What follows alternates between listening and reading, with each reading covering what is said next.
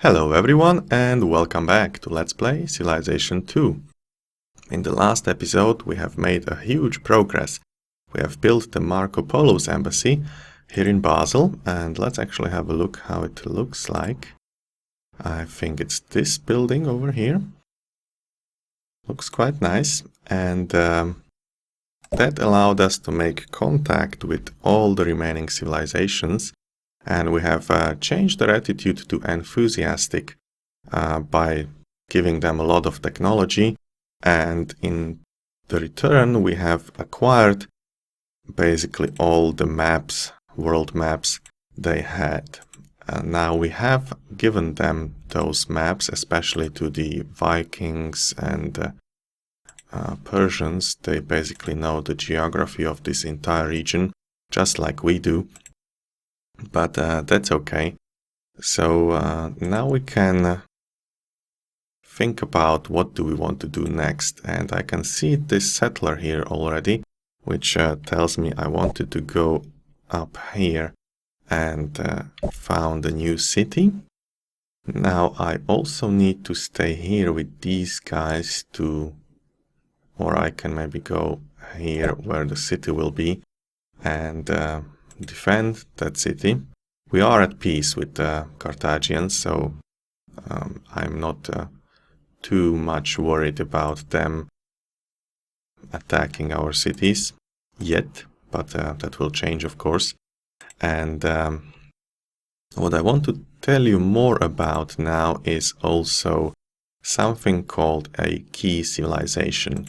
Now, you can see that now it takes us 11 turns to research a civilization advance, and that's because, well, it's taking longer and longer every time we research something. That's a safeguard of the game, so that we don't go too much forward compared to other civilizations.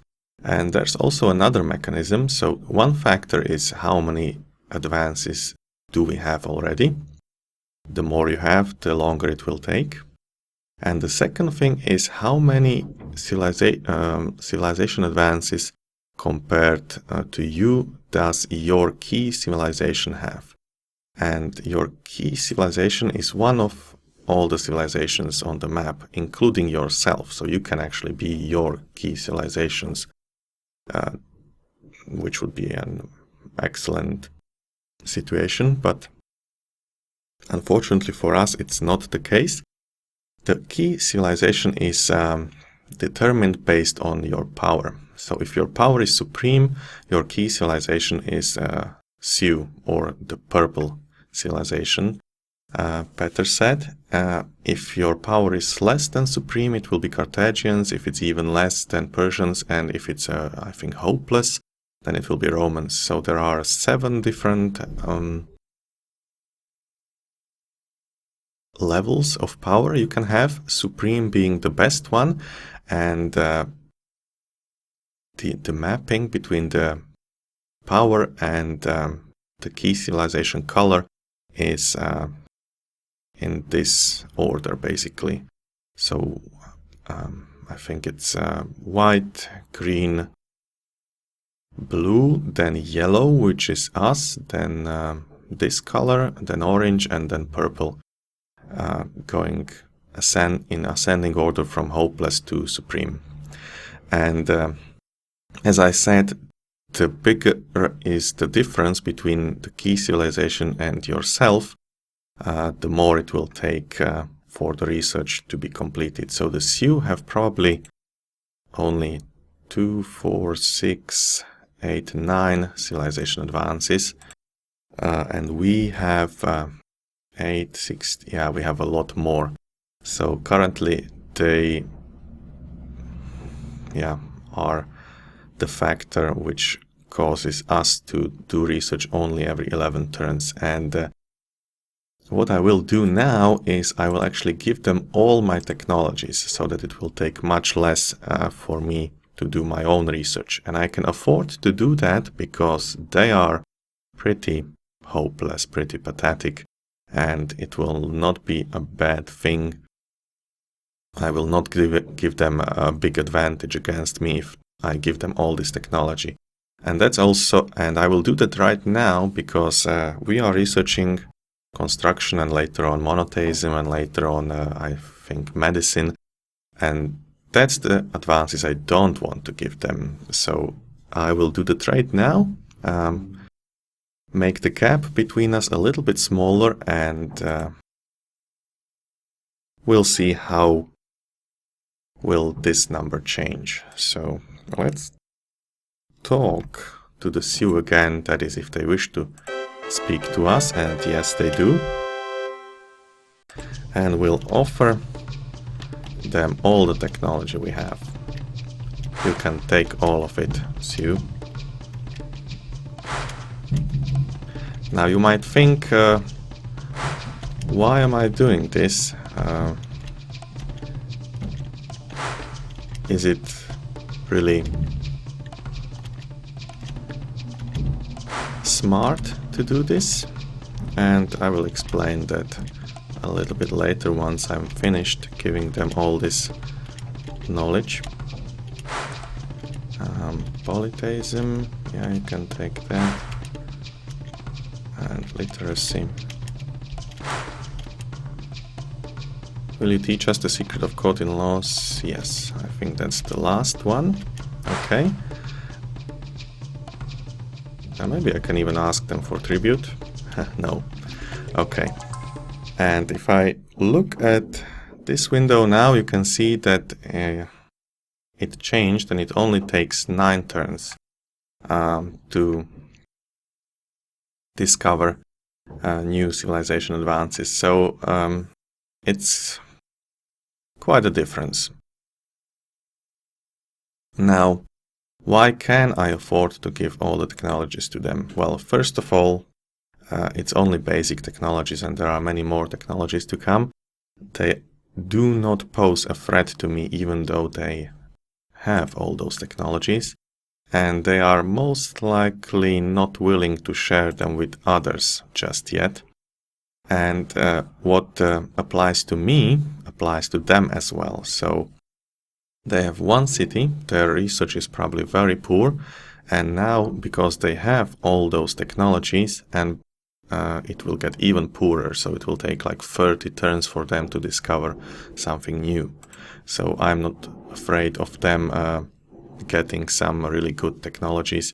And the key civilization concept also applies to them.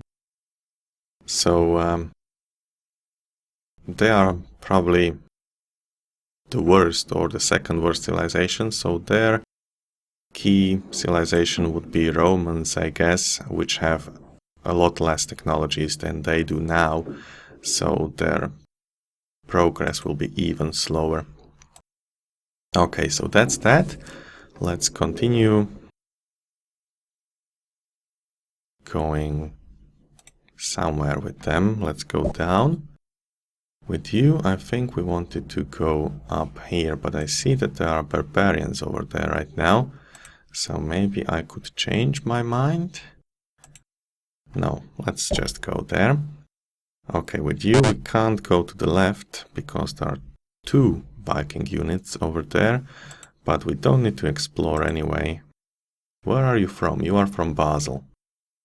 So in Basel we have 3 units supported.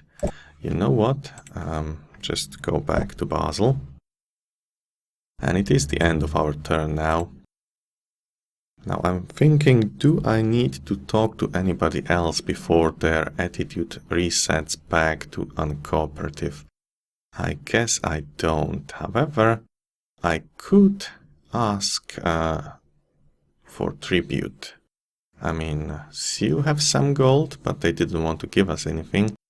And Carthaginians would probably declare a war, so that's also not what I want to do. But I could ask Persians. So let's talk to them one last time and demand some tribute. No, they don't want to give us anything. So I guess that's it. We'll ask for tribute in a few turns.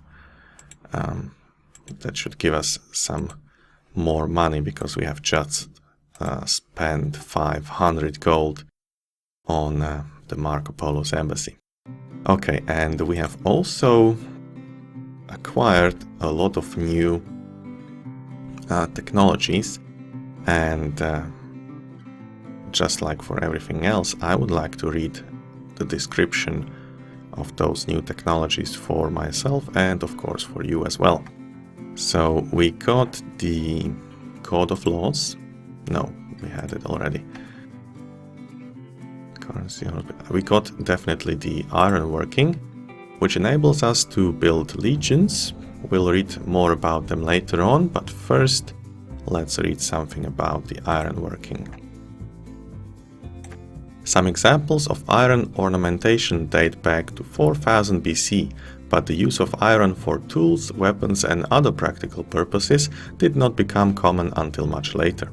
Prior to this time, bronze was the most widely used metal for such purposes.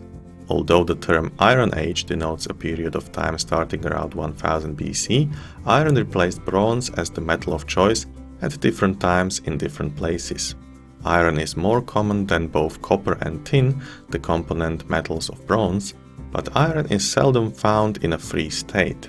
It is most commonly found mixed with other minerals and elements. In order to be used, the iron must be separated from the ore. Once this technique was developed, the forges hot enough to melt the iron were developed, ironworking became commonplace. Worked iron was harder, less brittle and could hold a much sharper edge than bronze. Iron has remained an important metal throughout history and is one of the major components in the production of steel.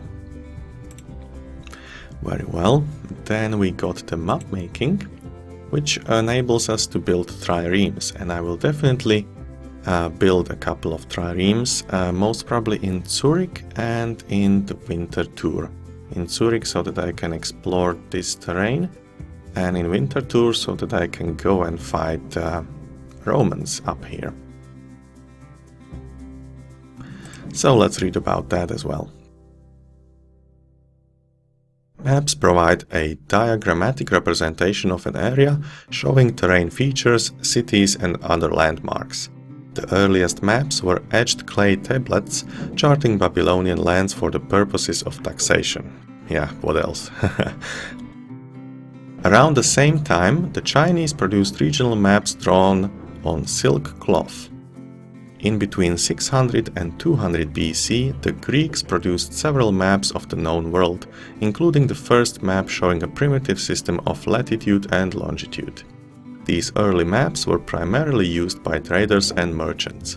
Seamen, who often set their courses based only on the tales brought back by the previous voyagers, benefited most from the science of the map-making.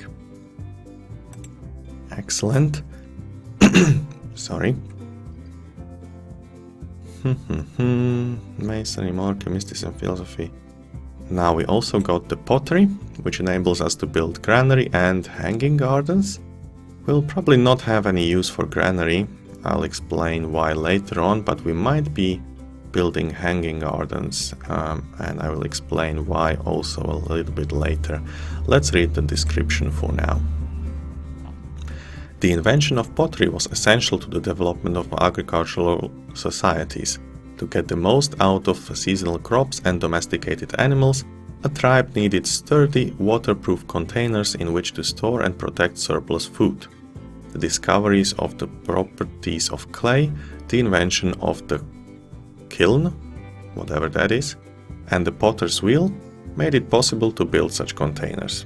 The earliest examples of Western pottery date back to as early as 6500 BC.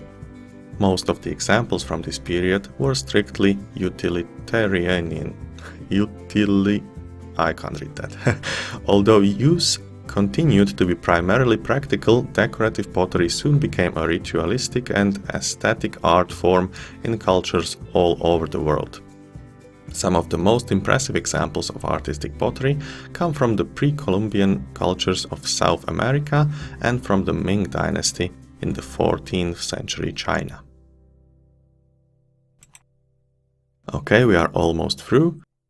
I think we got the warrior code as well, which enables us to build archers. Now, we got a few archers here, and we couldn't build them on our own in our cities, but we got them from the goodie huts. So that's why we have them already.